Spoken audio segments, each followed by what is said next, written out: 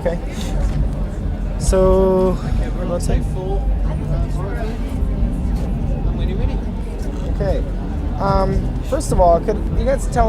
I thought it was really cool the story of why you chose your name, sort of the real meaning of Nirvana and how you tied it into punk. Can you kind of tell that story? You tell us the story. Is there a story? Where did you hear the story? Oh, geez, something I read. You know, the bio is just something about. I mean, what the actual word Nirvana means. Here's what a punk story meant to you. about a lovely lady who was bringing up 3 very lovely girls. It's just an Aesop fable. Yeah. Yeah. There's no story to it. There's no deep allegory, these connotations. There's no story like for what punk means to you and what the word Nirvana means. That's totally bogus. Oh, the punk is musical freedom, and That's it. and Nirvana is freedom from pain, suffering. But you know, that's all a lie, because everyone knows that punk is just money. Yeah. Or not. Or not. Or not. So Well, when I you don't wanna did tell when I the did the story. interview for that bio, it was 9 o'clock in the morning and I was hungover, so I don't know what I said. I don't even remember. Well, the way it went that I read it was Nirvana means freedom from pain and Suffering in the external world. That's just That's the it. Webster's dictionary. I mean, that's just Right. right out of the Webster's dictionary. and you said as far as you could tell that's what punk means to you. So it was the perfect name. That's not Yeah. why you chose the name then. Now I remember. Yeah, that's why. Sure. I don't want to harp on the name. It wasn't. Yeah, it doesn't matter. Okay. It'll be a household word in no time. Okay. Well then, if there was a second definition, Does anyone have a light? yeah. If Oh, it's supposed to be heard. if Webster was a big was a big Nirvana fan then, and he felt inclined to put in a second definition saying Yeah, what but you once guys you got were. that TV show, it totally sold out. Emmanuel Lewis Yeah, that guy has the most amazing vocabulary. Let me tell you. You know, that little guy is pretty impressive. What do you think Webster would write if he was going to describe you guys in the dictionary, or what would you have him write? Webster. If it started off Nirvana, Hey, badass dudes. Nirvana the noun world group, around, what would around. follow that? He'd say that we were the Gary Coleman of the music scene. You took it right off my tongue. Oh, I'm supposed to be Oh, heard. I don't know what Webster would say. What would you have? When was him the last say? time you read a dictionary? Oh, Never. Nirvana would be. Oh, it would be. How do you spell that? T-P-P-P-P-P-P, right? No, T-T-T-P-P-P-P. It'd be a first. Right. That's what Webster would say. Yeah. Which would you say you guys have most in common with hard rock or punk? Or I mean, the songs are certainly melodic as well. Would you say it's all three or? Well, what we have in common is 2 guitars and a drum set. You know, Yeah. distorted guitar. I think everyone has one of the main things in common is just the punk thing, you know. We're white boy guitar oriented rock. Nothing new. I mean, we have something in common with anything or any band that has electric guitars in their hands, play drums. Well, you seem sort of pessimistic about the whole punk philosophy by now, like a lot of people are, because of what it turned into. Was that? I mean, what originally though when you started, was that sort of what got you going? The idea that hey, I can do this too, or was it just? Well, it's a long story why punk rock was so appealing. Probably where we lived was like such a shithole, and we were just our environment, people's attitudes were like really screwy. So here along came punk rock. It's just like we were young and the good old days. The music was just so powerful, so wild, and then it was educating too. You know, you listen to MDC and totally these political bands, and we, where we lived, we didn't have any exposure to like, we didn't live in Berkeley or San Francisco where there's like a lot of radical politics. I mean, so this stuff was like started learning about like the right-on mentality. Now you all originally art students, or was it just two? Or that? Well, that's how you met. We never graduated from high school, man. I didn't even graduate from high school. We're dropouts. I was never an art student. Closest I got to art was like smoking pot in my bedroom and scribbling like band logos, you know. But if we would have graduated, we would have been art students. But that's what you had in common from the beginning. Is that kind of how you met? Kurt was going to have an art scholarship. I won an art scholarship. And he dropped out he dropped out in May of his senior year. It's too much reality for me, you know. I was supposed to go to Texas or New York to go to art school, and I decided I'd rather be in a band. Were you able to use the money for anything else? Did they give it to you? No, they didn't give it to me. I was supposed to take it, but I didn't. Yeah. Should have stuck it out a couple more weeks. You would have gotten the cash. Oh yeah. But that's how you guys. Finger paint anyhow. Where's Dave Kendall? I thought he was going to interview us. Where's Dave Kendall? He's off with the camera shooting a dinosaur. Oh, that's fucking limey. Fucker. He doesn't There's gonna be. You can tell Dave Kendall we're after you. Oh, they will. They'll Splice splice Dave in later. They'll ask him the So, question. Dave, Can I ask you an enormous favor? Sure. Can you drink in between questions? Like keep the beers in front of you on the so we floor don't and then. advertise? It's actually not even so much Just the put one of those advertising. It's blurry just beer things. on camera. Oh. It's a problem. Oh yeah. I hate that. This could be a joint for all you know, kids. Yeah. Pause all you want in between questions. Do you know, But it's against the law to smoke a flower, and that flower is marijuana. sure. Marijuana has done more for me than I could. Then you can even Say. say on television. What's my name again? Marijuana has done more for my memory than I can remember. Being into art is actually how you guys met, though, right? Even if you weren't in school, is that how you sort of met each other? And No, we met each other because we lived in this small town, and then all the kind of disenfranchised kids kind of found each other, and then we found punk rock, and we had this little scene going, and it was really cool. when you met, were you playing instruments at the time? Remember that Chevy Chase show over on SCTV? No, it was on Saturday Night Live. When Emily Lutella was doing a commentary and he was making faces to her. Oh yeah. He's going. Okay, now what? Were you guys playing instruments when you met, though, or did you meet and decide to form a band before you? I can't hear you. Were you playing instruments when you met? I mean, were you a band pretty soon after you met? Yeah, we were. Yeah. We were playing in our bedrooms for years before. So how long did it take after you met to form the band? Did it happen right away, or? It didn't happen right away. Yeah, I'd been playing guitar for about 3 years before I started a band. I couldn't find anyone in my hometown to play with until I met Chris. What were you listening to growing up? What do you think was most responsible for the way you sound? Or was it even music? Was it? Well, first it was the Beatles and then it was punk rock. That's about it. Well, I mean, the melody is certainly there in your songs. I mean, you can see that. You guys had the record out on Wax Tracks. No, not on Sub Pop. The other two letter. On Sub Pop, and this new one is your major label debut. Did you take the same kind of shit that maybe Sonic Youth took or something for? We haven't really got it. Yeah. Well, I mean, everybody crucifies bands when they sign to a major off of an independent because they immediately think like, oh, big sellout, big cars, big fest. Yeah. You know, it's just, you know. Maybe we wanted to keep our lights on every month. And not like all our money went to pay for bombs and missiles.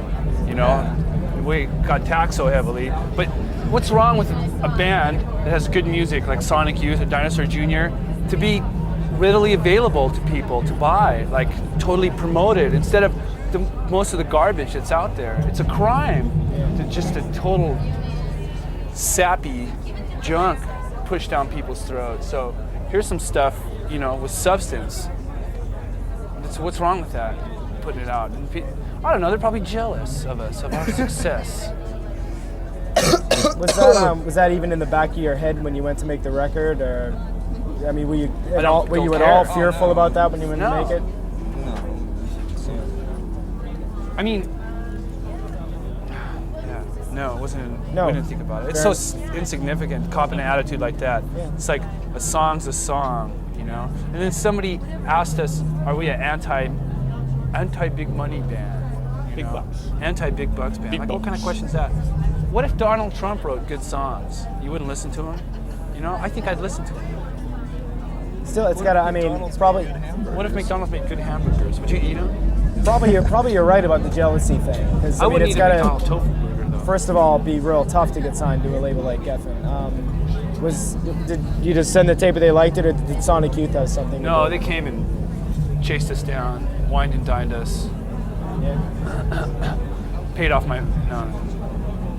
bought us drugs. Grouped and diapered us. They got us really loaded, see? They were really sneaky, so we were all, Chris thought he was signing an autograph. I thought I when was he signing an actually signed a autograph. contract. David Geffen would like your autograph, Chris. You really? Hey, all right. Where do I sign? Next thing I know, it was a contract, you know. So the next 100 records are going to be on Geffen. At a 0.25% royalty. A 1/4 point royalty we got. Do you think anything has changed on Nevermind from Bleach? Do you think you're better songwriters or better musicians, or was there any progression or anything? We're worse musicians We're because we worse. don't practice anymore.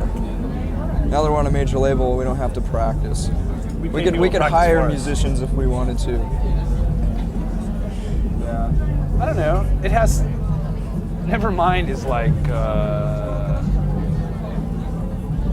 kind of mixed up, like me. I'm a mixed up teen. I'm like a mixed up teen, but without the acne.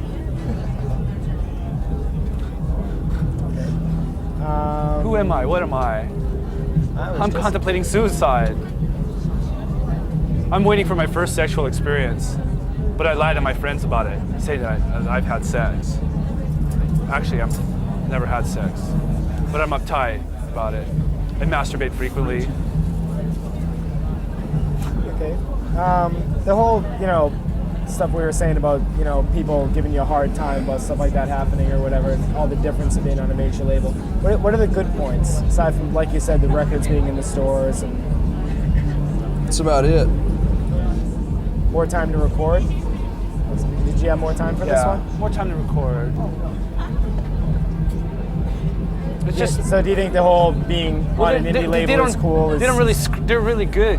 DGC's really good. They don't really screw up. We don't have to worry about them screwing up stuff, like calling them up, like, "What the heck are you doing?" They work for us. They're our slaves. Then we walk in there and we throw them scraps. We loosen up the chains a little bit when we're feeling benevolent. Is that at least maybe partially the reason you called the record Nevermind? Or is it more to do with society as a whole and all that goes on? It's open for interpretation, eh? Yeah. That's it. Leave it at that. I mean, never mind.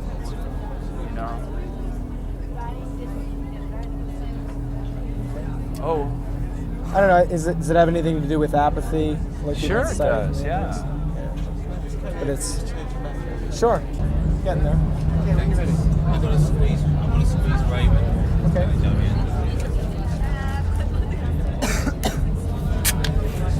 was gonna say, I think that's the first time I've ever seen someone shake a beer before they open it. Yeah. Woo! Ow, you hurt my arm! What? Hey, fuck you, man! Hey, that was just Dave Kendall. Huh? That was just Dave Kendall. Right? What happened to your arm? The Dave Kendall. What happened to your arm? I heard it when I jumped into the drum set. Just today? Oh, jeez. Tour's over, man. Tour's over. Wow. I'm suing. No, because that had beer on it. Okay. There's a few things about Reading. You guys want to talk about that? Microphones. Oh, help. Okay. Dave Kendall sucks. Okay, the Reading Festival. Have you guys played festivals before? No. This is your first one? Yeah. What do you think? It's great. Everybody's drunk. The weather was awful. We got here. The band started playing. The weather turned great. Perfect weather. There's a cool breeze flowing on everybody. It's cool because you don't pleasant. need those fans, like fans to blow your hair while you're playing for that like image thing. You know, it's more of a Mother Nature deal. It's better than a puppet show. Yeah. What's the biggest audience you played to before this? Oh. No, before this. The biggest audience. Well, this is it. No, before this. Oh, somewhere with Sonic Youth. I think in Los Angeles with Sonic Youth. So it's safe to say this is by far the biggest audience you played to. Let's speak. Okay, how does it compare to smaller gigs? To smaller gigs, there's a lot more people. Nothing else? There's bigger PA. Well, I think smaller gigs, it's a lot more, it's a lot more intimate with people. Do you get nervous being in front of it, or do you get nervous in front of I fans? was pretty nervous. I felt pretty good, or he felt pretty good, because, woo, Okay. because he downed a few beers and it kind of loosened him up, and he actually likes playing in front of people. He's a people person. He's a people person. Talking to the mic. One question about a feature we're going to be doing pretty soon on the Sex Pistols. Are you guys fans of theirs? I guess, stupid question. Why? Duh. What are you doing a feature on the Sex Pistols for? Well, we actually finally got videos from them. Oh wow. Yeah. So can you do a quick bit about, I mean, were they an influence on you? How important do you think they were? Never mind, the Bullocks is one of the most brilliant pop records. And it is a pop record. It's pop. Yeah, you got to give them some credit because they were able to scam off of a couple major labels at the same time. Yeah, that was good. I mean, that was cool. And the music was totally great. Yeah, I mean, besides the hype, the music was great. the music was great. That's a great record. How important do you think they were in the way, on what bands are doing today, or even pop stars are doing today? How important were they? As important as Led Zeppelin, any other big rock band. Yeah, that's true. But still, the corporate ogres prevailed, as we are a testimony to that. What about, I mean, just even, not even the music, just the whole scam that they put on, and actually even, That I wasn't mean, you know, art. Well, I mean, you That got to was give them art. some credit because they were one of the first bands to come out that didn't give a shit about anything. You know, and they weren't into the whole business I mean, aspect of- just the fact that, you know, I mean, 10 years later, Anne Murray had spiked hair, you know, I think says something. Wow. It was Well, I mean, outrageous. things do. Are you talking bleed. like a fashion influence or? You're going to see girls in high school about 4 years from now are going to have colored hair. in high school. I don't mean so much fashion, just attitude. But Farrah Fawcett hair. Yeah, but One more. Can you guys do an ID for 120 minutes? Oh yeah. Just say your names and where you're watching 120 minutes on MTV. okay, You don't even have to even say your names. You can just say we're Nirvana. okay. You say, Chris. And this is right to the camera. Yeah, we do ready. These sods are Nirvana. And you're up very late on a Sunday night. And watching 120 minutes. I see your lips moving. I happen to know who you are. Where's my father? Where's my father? Okay. Okay. Thank you. All right. Thanks. That's great.